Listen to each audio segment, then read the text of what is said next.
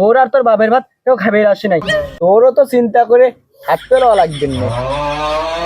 এ বাহর এই তোমার সাথে বুঝাপড়া আছে গুমলা বানু, এই সাবানটা ভাই করে দিল কিরা? হ্যালো কিরা কিরা? আব্বা সাবান নিয়ে কি কোনো ঝামেলা হয়েছে নাকি? ও ওই সাবানের কথা তো আমি ভুলেই গেছিলাম। বড় ভাই, আমাদের দাদা কত বছর বয়সে মরেছে? মানসি তো কয় 100 বছরের উপরে হবে। 100 বছরের উপরে আব্বার বয়স কত হবে রে? হিসাব করে লাভ নাই, আমার বয়স মাত্র 65, আর বাপের বয়স সমান হতে এখনো মেলা বছর বাকি। এখন আমার কাছে তোরা হিসাব দে, জমিদারের রাস্তার মতো গন্ধ সাবান রেখে নিত্যদিন গোসল করার হুকুম তোদের কিটা দিছে? সাবানটার উপর কোনো দরদ নাই, তাই নিয়ে সিরিজ কাগজ দিয়ে রং তোলার মতো ঘষ দিয়েছো। নিত্যদের কই আব্বা, এই গত ঈদে সাবান মাখছিলাম তো মাথাটা আটা হয়ে গেছিল, তাই ন কইল মাথা আটা হলি গন্ধ সাবান ঘষা লাগবি। তাই তো কই ঈদের নতুন সাবান কিনে দিয়ে 3 মাস না যেতেই সাবান অর্ধেক হয়ে যায় কি করে? তাহলে তলে তলে এই কর্মই হয়ে আসছে। আমার কি করছে আব্বা, এর আগে আমরা কোনোদিনই সাবান দেই নাই। নিজের চোখে যা দেখতেছি আর শুনতেছি, এর চাইতে বেশি আর কি বিশ্বাস করবি? আমার সাবান দে, সাবান দে, সাবান দে, সাবান দে। ইয়ে কি বলছো তুমি? দেখ আমার সাবানকে কি চিটলি করে দাও রে। এখন সাবানের দাম কত জানিস? এই দূরে সাবালে আমার সর্বশান্ত করে দিল।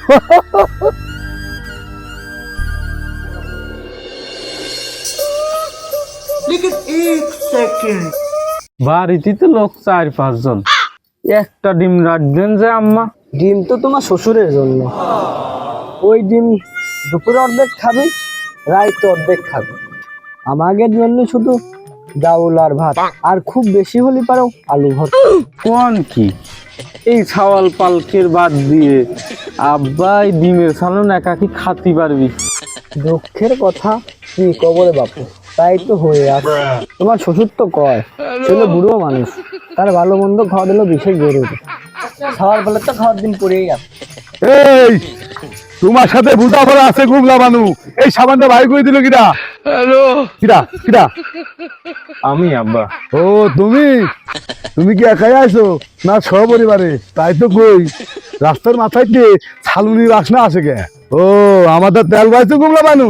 হ বাড়িতে তুমি হাতি মারে থুয়ে গেছো, জামাই দেখে তোমার তো হাট পেলাওয়া লাগবে না। তোমার দাম ওই তোমার বাড়িতে 1 গ্লাস পানিও খাতে আসি নাই। কে রে বাবু, পানি খাবার না কা? 1 গ্লাস পানি যদি না খাও তাহলে এত দূর পথ হাঁটি আসছো কিসের জন্য? আপনার মেয়ে একটা খবর পাঠাইছিল, আমি আসেই চলে যাইতাম, আপনার দেরি দেখে অপেক্ষা করতেছিলাম। আব্বা সাবান নিয়ে কি কোনো ঝামেলা হয়েছে নাকি? ও ওই সাবানের কথা তো আমি ভুলেই গেছিলাম। গুমলা বানু এই গন্ধ সাবান গেম কি আদায় করে দিয়েছে?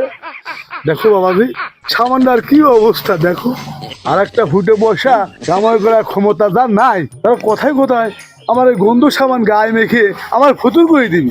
আর এই যে দুটো সওয়ালের দামা দেওয়া হচ্ছে, এই জন্যই আমার সওয়াল দুটো আমি মানুষই করে ভাবলাম না। দেখি আব্বা দেখি, হ্যাঁ হ্যাঁ আব্বা সম্পদ আজ করে ফেলাইছে। আব্বা খালি আম্মার দোষ দিয়ে লাভ হবি না নে। আব্বা প্রত্যেক দিন বড় ভাই আর নহর এই সাবান চুরি করে নিয়ে যায়। আব্বা আমি নিষেধ করেছি, আমার কথা ওরা কেয়ারই করে না। আমি কইছি আরে এই প্রত্যেকদিন সাবান ঘষার কি আছে? প্রত্যেক দিন সাবান ঘষে আমার গন্ধ সাবান কেন শেষ করে ফেলছি, আর সেই কথা তুই এখন করছো? এতদিন কইতে তোর কি অসুবিধা হয়েছে?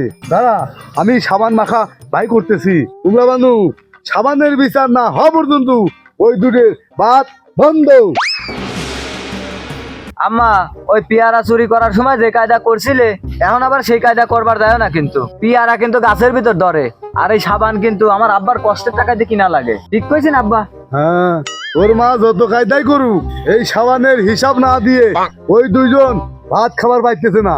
তুমি যদি তাদের সামনে ভাত দিছো, তোমার সাথে বোঝাপড়া আছে। আব্বা আব্বা আপনার সাথে একটু কথা ছিল। চলো তোমার আগা দিয়ে আসি, কথা আছে বলতেই শুনবো না। আইসো এই ধর ধর আইসো আইসো। দাঁড়ান আব্বা আমার কয়ে আসি। আম্মা আমি কয়া দিচ্ছি। আম্মা ভাই চলে যাচ্ছে, খাবি নে।